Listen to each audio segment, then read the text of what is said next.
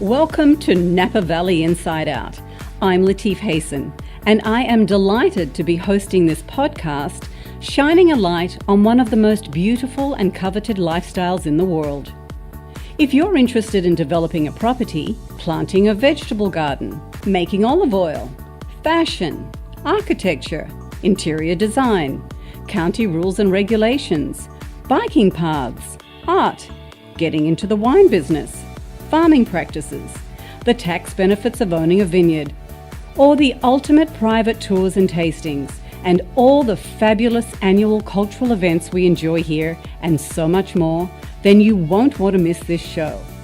Every week I will be interviewing amazing talent, vintners, entrepreneurs, leaders, consultants, festival organizers, and well-known personalities in the Valley. They will share their knowledge, experience, advice, goals, passions, and their best-kept secrets.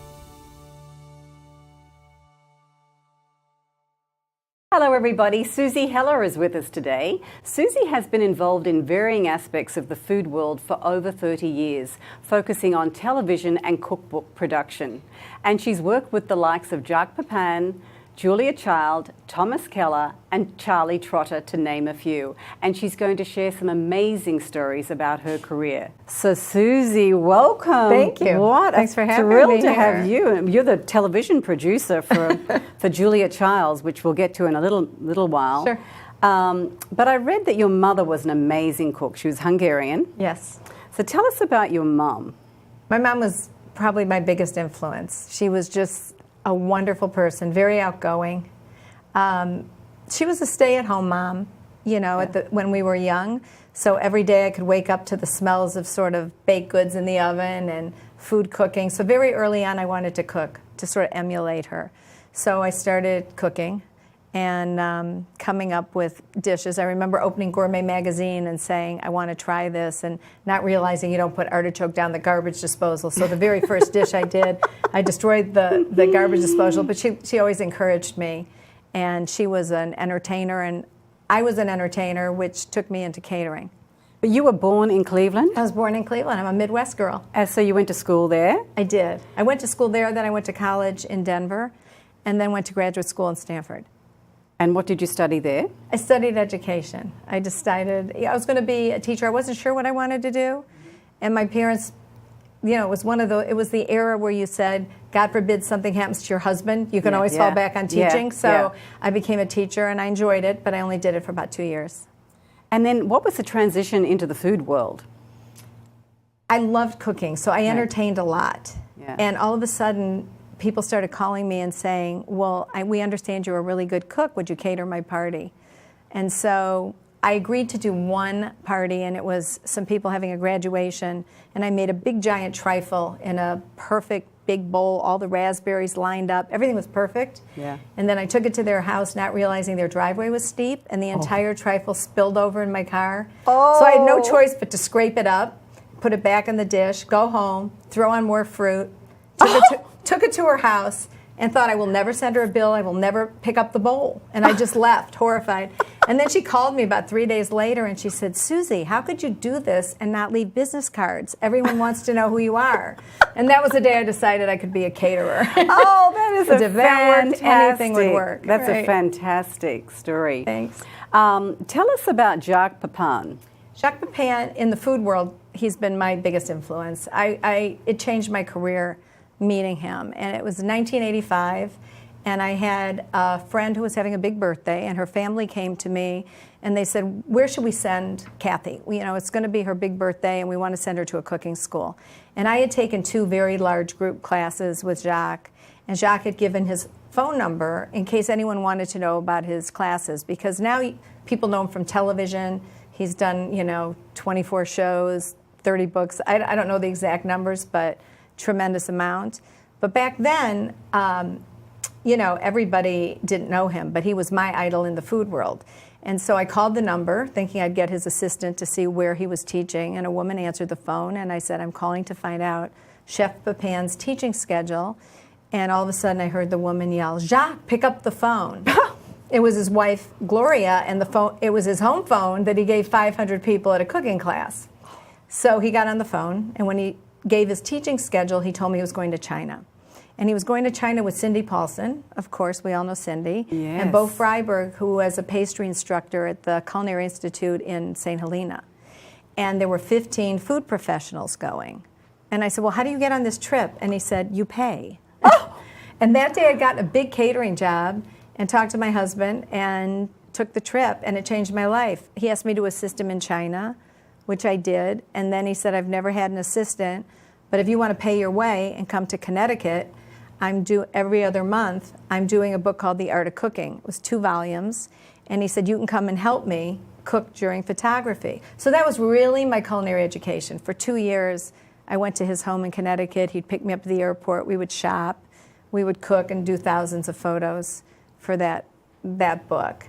How serendipitous. I mean, it really was. Did he know that you were a good cook when you called?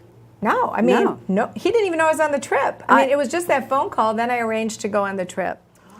Wow. So being pushy, yeah. They loaded the plane, and I saw there was an empty seat next to him, so I changed seats. And we talked the entire way to China. Oh my God, this is great. And he asked me to assist him, and I was really nervous about that because it was for television cameras. And the first day, all the media was there to watch Jacques Pépin cook. And the first thing he did was he took a giant bowl of Granny Smith apples and handed them to me with a paring knife and said, would you peel these? And the fact that I didn't die right then, I think, was, my trial by fire. Oh my As Lord. I peeled the apples. And on TV. Yeah, it was great. What an amazing story. Wow. So then how did you meet Julia Child? Well, that was several years later. With Jacques, he wanted to do some television. And he said to me, you could propose it to the Cleveland Public Television. And I did. And they were very interested in doing a show with him. But at the last minute, they changed their mind and decided to do the show with me. So talk about awkward. I ended up with the series. So Jacques... Wow, that's testament to how good you are. No, it was really... No, or probably how inexpensive. So... Jacques then made a deal with KQED to come out and start doing a television series in San Francisco.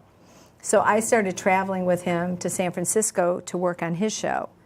And then a producer from the East Coast came to watch the show one day and to see how it was all organized.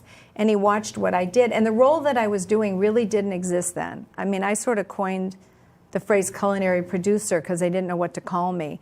Because I was the liaison between the chef and the producers and directors and people who maybe didn't know as much about food. So Jeffrey Drummond's his name, and it was a la carte communications, and he was there and he watched me and he said, I'm going to bring Julia Child back to television. This was, this was the late 80s, early 90s. Mm-hmm. Would you like to come and be her culinary producer? And I thought, well, that's never going to happen. She must have hundreds of people that want to do this. So I said, sure, call me, no problem. And a year later he called me. He said, okay, are you ready? Wow, wow. That was a dream come true. A dream come true, I would really say. Was. It really was. Both knowing Julia and also the job, because the first series, we had 16 chefs around the country. So they were all top chefs. And what I did was I traveled around the country to meet with each of them, eat at their restaurants, and decide what they were going to cook on the show. So that was a really special. That was, yes, amazing. And my big find was Emeril Lagasse because they didn't know who he was. And I had worked with him on a project. I said, we need to put Emeril Lagasse in the series. So we put Emeril on, and when I went there, we did a big crawfish boil with Julia, and it was our best show. It really was. Oh, amazing. Now, how many years did you do this for? Well, we did that first show, and then we did a show where we had like 26 of the top chefs cooking at her home in Cambridge. So literally, we would have a top chef in her basement. We prepped in the laundry room. So they would be in the laundry room prepping their food, and we would have an equally famous chef upstairs shooting the show. So we did that series, and I'm not sure what year that was. Then she did a baking show. Then we did her really famous show, which was with Jacques. They were both cooking together. Oh, wow. And that was extraordinary. Yeah. And then we also did 2 specials. So I'm not sure what year we stopped doing those, but that was the end of her career on television. Then she moved to Santa Barbara, where she spent the last few years. Where did she live when you were doing these? Where was Cambridge. her home? Oh, in Cambridge. Yeah. She had a great big old house in Cambridge. Yeah. Her husband was a painter, and the house was filled with his artwork and stained glass, and it was pretty extraordinary. I mean, I had met Jacques, and we went to a PBS function in Boston, and I hadn't met Julia yet. And he said, okay, we're going to Julia's house for breakfast tomorrow. And I said, to Julia Child's house? You can't do that. You can't just take me to Julia Child's house. Oh, that's I'm not great. invited. Yeah. He goes, you're invited. She's going to make me cook. So I said, okay, and we walked in, and I'm not sure if you know who Martin Yan is, No, but I he's don't. got restaurants in San Francisco, but he's a very famous Chinese chef who has a lot of cooking shows and books. And he was there also. And the minute we walked in, Julia said, Jack, just go to the refrigerator. There's some eggs, there's some ham, there's some cheese. Just make whatever you want. And I had breakfast at Julia's and got to meet her husband. Oh. So, yeah, I was pinching myself a lot. Incredible. Yeah. And I think I remember you telling me one time that you brought Thomas Keller along with you. So tell us a story about Thomas Keller and Julia Child. Julia, well, it goes back very early on when we were shooting Julia's show. We were traveling the country in that first series. And Thomas, I had met Thomas in the mid-'80s while he was a chef at Checkers. No, first time I met him, he was a chef in New York at Raquel, then at Checkers in Los Angeles. And he had just left Checkers. And we were shooting this series, and I said, hey, Thomas, we're coming to LA. And he said, well, let's get together. And I said, I know this is totally ridiculous, but if you want, I have $100 a day for a prep cook for each of the chefs that we're featuring on the show. He said, I'll do it. Then, of course, the chefs totally freaked out when I would tell this chef that Thomas Keller was their prep cook. They couldn't match. Like, if he chopped an onion and I would say to the chef, now you chop an onion and add it to the bowl, the chef looked at me and went, does it have to look like that onion? You know, I mean, he was so extraordinary. That's amazing. Then we came up to San Francisco, so he came with us. And we shot up here with Alice Water, Jeremiah Tower, and Jan Birnbaum, who recently passed away, who was an extraordinary chef. Yes. And we came up to Napa Valley, and that was my first time in Napa. And it was just, it took my breath away. And then Thomas said one day, he said, I want to show you something. And he took me to the French Laundry. And the French Laundry was still owned by Don and Sally Schmidt and operating. But the minute I walked into that garden, I said, this is your place. I mean, this is it. And, wow. Of course, it became his place. Gives me goosebumps. So that was his first restaurant? That he owned. Well, he was a partner at Raquel. But, yeah, French Laundry was his baby. Now, of course, it's an empire. Yeah, oh, yeah. And he owns Yonville. Yeah. I mean, it's amazing. It's great. Incredible I love it. I mean, stories. that's like eating home for me, so I love it. I've done each of the books from each of the restaurants. Well, that's right. So, now, you wrote all of his books. How does that work? Well, when you say you wrote all the books, I put together a team, and I oversaw all the writing of the recipes. And then Michael Ruhlman did all the sort of the prose work. You know, he did all the head notes and all the essays with Thomas. So Michael and I together really did that. Yeah. How fun. It was oh my really God, fun. what an amazing life you've had. An incredible life. It's a wonderful journey. Well, I've done like a dozen books, and people say to me, so what do you like to cook? And I say, you know, I don't usually get to pick, because if I'm working on a book, that's what I cook. So when I did the Pizza Bible with Tony Gimignani from San Francisco, all I did for 1 year was pizza. I did a chocolate book with John Scharfenberger. All we did for a year was dessert. Oh, so it really gosh. depends what project I'm working on. That's really the foods. So I have to select carefully, because I'm going to be eating that for quite a while. So you said when you were contributing to these books for Thomas Keller that his chefs will come to your house. Mm-hmm. Tell us how that works. Well, when we did the French Laundry, I lived in Cleveland. And so when I first came out the first time, Thomas took me into the restaurant kitchen. And the problem was, I saw right away, first day, was one person over here did sauces, one person here did prep for vegetables, so that it wasn't coming together. And I said, this doesn't work for me. Somebody has to go into a home kitchen and cook the recipe. And while you cook it, I'm going to weigh it, I'm going to measure it, I'm going to whatever. And then later I'll test them. And I learned this from Jacques, because I watched Jacques write cookbooks. and this is how he did it. So what we did was we went into Thomas's house next door that had this little electric oven.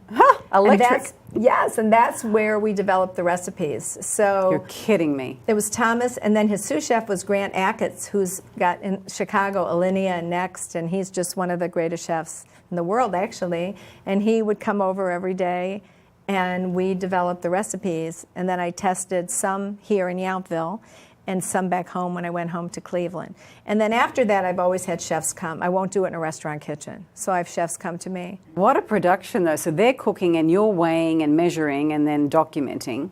Yeah, there's a learning process when you have a chef come in. Yeah. Jeffrey Cerciello was the chef at Bouchon when I did the book.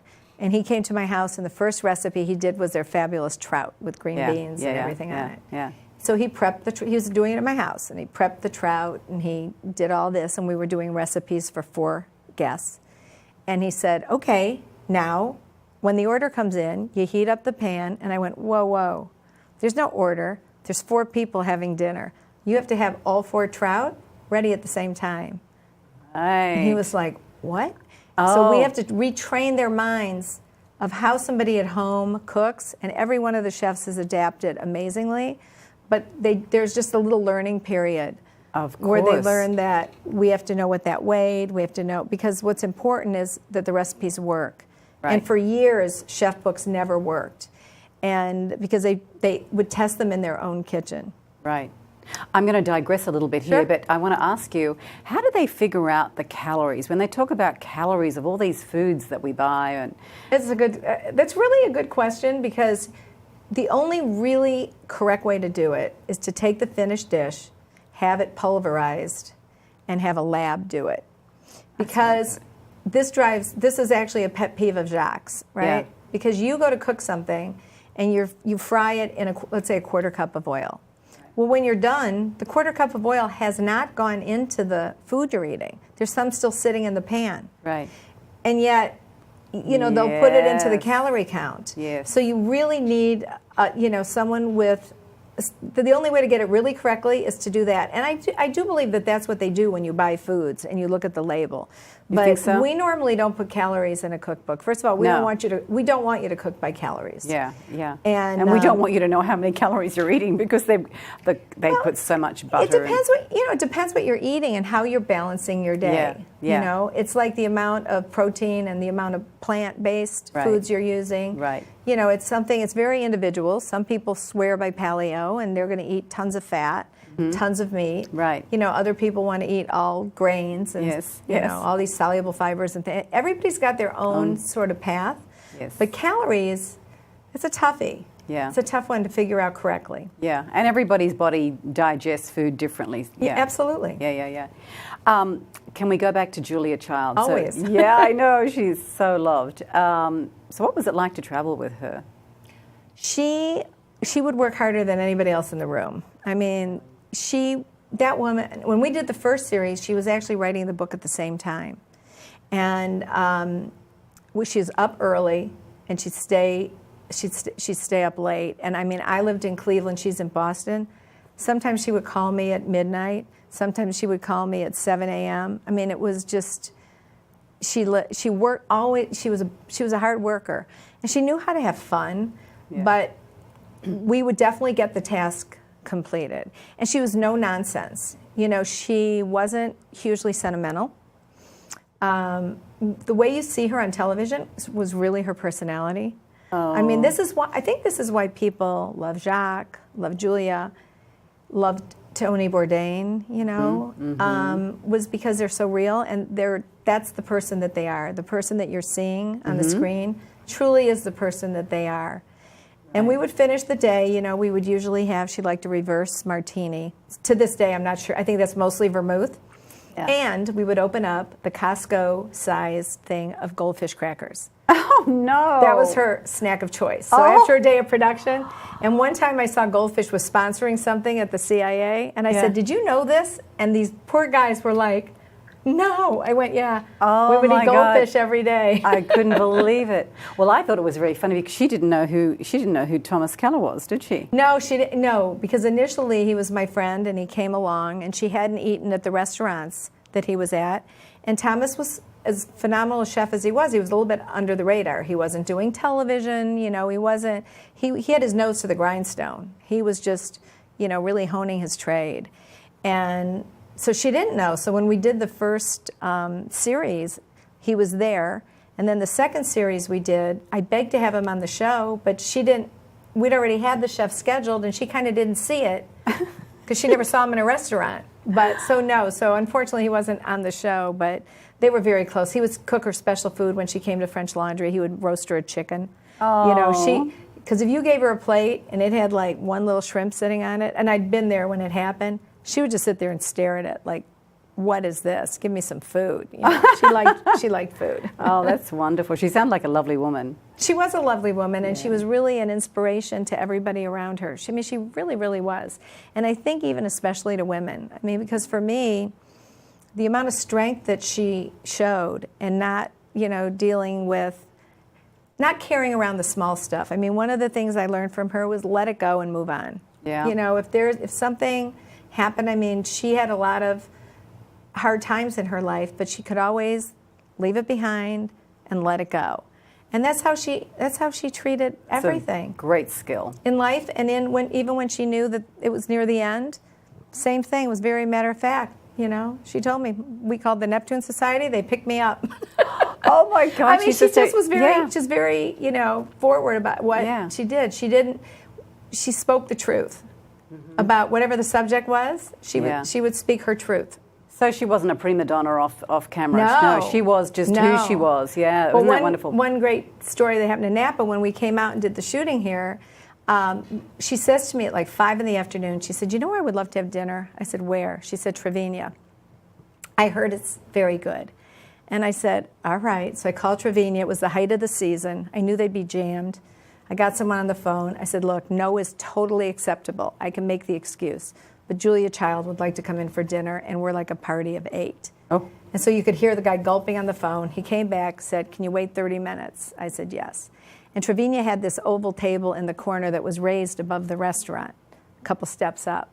And we got to the restaurant, and literally it was wall-to-wall people. They had to kind of push their way through the crowd to get us back to the table. And we sat at the table, and she was looking out, and she turned to me and she said, I think we were quite lucky to get in. Oh my God, so understated. I love it. That's a beautiful story. I said, yeah, I'd say so. Yeah. We were really lucky. Yeah. So you're best friends or very good friends with Thomas Keller, and what has he got cooking at the moment? I know he has a new restaurant. It's hard for me to. It's really hard for me to keep up. He's going to be opening a Mexican restaurant. Yes. Where Hurley's was. Yes. And I'm sure it'll be fantastic. I'm very excited for that. He's opening in Florida, a place that's called Surf Club.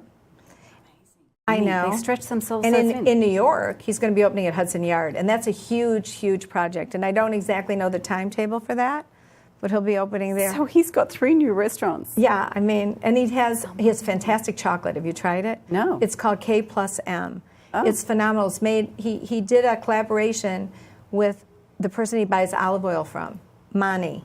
So it's Keller plus Mani. Oh. And there's no cocoa butter in it. It's olive oil. It's extra virgin olive oil. Wow. You really should try it. It's the best dark milk chocolate I've ever tasted. Where do you buy it? At Bouchon? They sell it at, they have it, you can get it online. I know you can get it online through K+M.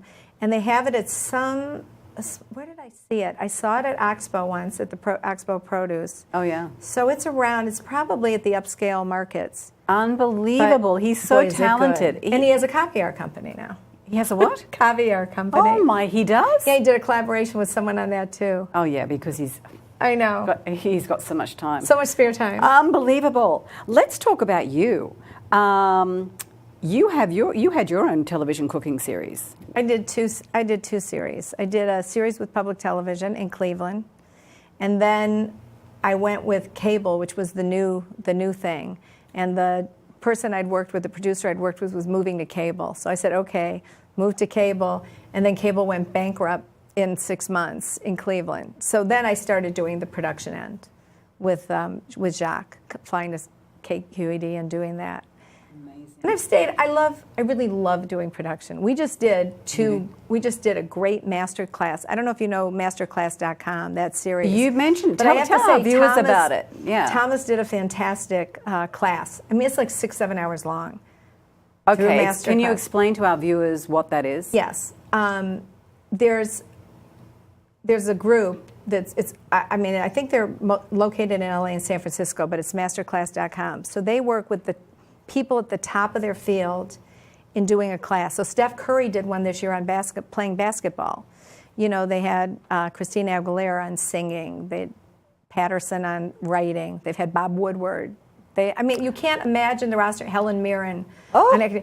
And the classes are just, they're fantastic. It's a big production. I'd never worked on a production that was that big before. Right. You know, just the sheer volume of people and the quality of the cameras and everything. It was really interesting for me. So tell us, what did you do with? I was a consultant. So each talent, when they do a show, they get to bring along somebody that's kind of their person. And so Steph Curry brought his coach. Right. You know, I'm not sure who the singers and things bring, but I was Thomas's. Masterclass.com. Yeah, it's really. It sounds fantastic. It really is. I was really. So it went for 7 hours in one day. It's like 6. No, we shot over a week, but it's been edited down. So there's lots of chapters. There's probably at least 20 chapters involved in it, and so you can watch it all at once. The first class we did, it was on pasta and eggs and vegetables. Was the first one. Okay, I have to watch this. Yeah, you really do. Really? They're like almost like TED Talks. They're really, well, they are, very much. You Yeah. know, we shot it in a beautiful home kitchen, and it was a treat. Wow. Yeah, it was great. Tell us about some of the other chefs you've worked with. Oh, there's been a lot of them. Let's see. Well, in the Bay Area, Tony Gimignani, he's won the pizza championship 12 times. I mean, he's incredible. If you've never been to Tony's Pizza Napolitana in North Beach, and he has a restaurant, Capo's, it's the best, the most amazing pizza. Okay. Murad Lalou is like a brother to me. He's in San Francisco. He has Murad, and he's doing that book was really fabulous. Murad's Moroccan. That was really great. Oh, Moroccan food. I love Middle Eastern food. His restaurant is really interesting because he takes it up a notch. What's the name of the restaurant? Murad. Murad. Oh, yes, I know. It's really good. I mean, I tell people really to go there because it's different, and the attention to detail is extraordinary. Yeah. He got a Michelin star. I mean, it's really great. Yes, I've heard. Then I worked with Charlie Trotter, as you mentioned, for several years. With Charlie, I did testing of his books. I mean, it was a perfect example. There weren't people who were watching chefs and what they were doing, and so their books didn't work. So publishers didn't want to take them. So I worked. Charlie was on Julia's show, and he had just written his first book. And I said, "Who's testing it?" He said, "Oh, my staff is testing it." And I said, "Okay, do me a favor. Send me 3 completed recipes. Just let me look at them, no charge." So he sent me 3, and the first one was for a stuffed tomato. And it served 4, and called for 4 tomatoes. The last instruction said, put 2 on each plate. So I sent him that back with a bunch of notes, and then I became his tester. So I love that. That was before we did French Laundry. That was back before. So funny. Yeah, so that was fun.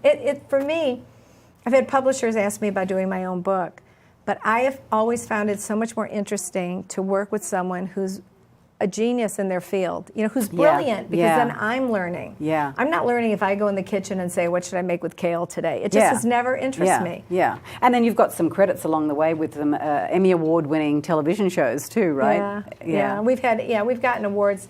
We've gotten some awards. We've been lucky that way, and really fun. Yeah. What about Jan, who just recently passed away? Jan was sad. He was so amazing. Catahoula's up in He and I Calistoga. became friends when I started shooting with Jacques at KQED. We stayed at Campton Place, which was really rough for me, traveling from Cleveland and being at Campton Place for about 3.5 weeks. Oh. Jan used to say, "You must be ready to go home." He was the chef there.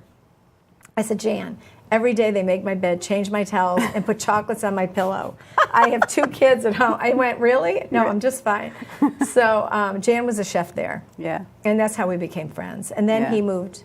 He was at Catahoula. Catahoula, which I loved. Was fantastic. Fantastic. Why did he give that up? I can't remember. I was here when he gave it up. Maybe the building changed hands. Maybe. I don't remember, but then he went into San Francisco. Yeah. And working with Pat Coletto. And so I didn't see him as much in the later years. I mean, I saw him, we had lunch probably about a year ago, because he was in the city and working, and I was here. But when I first did my kitchen, I have a big kitchen, and it was my pride and joy. And the first time I finished it, and that time, Jan was, I don't know, maybe 300 pounds. I mean, he was a big boy. He was a big boy. Yeah, he really and was. He came in my kitchen, and he stood at the end of my island, and he looked at me, and no one had cooked in it yet. And he said, I can do some real damage here. And I said, great. And he did, because he came and he'd cook, and he'd make pizza, and flour would be everywhere. And, But he had the biggest heart. He was all heart. Everybody loved him. Everybody loved him. Yeah. Yeah. We have like 20 seconds to wrap it up. Sure. I knew that we would have to do 2 shows. So I have to have you back because we have to finish at 30 minutes. So thank you so much. Thank you so much. I'm just sitting here like riveting. I know, I probably blabbed too much. There's too many stories in there. So many stories. I'm in awe. I'm in awe, and I know our viewers will be too. Oh, so good. Thank you so much. To be continued. Thank you so Thanks. much. It's such a pleasure to be with you. Thank you very much.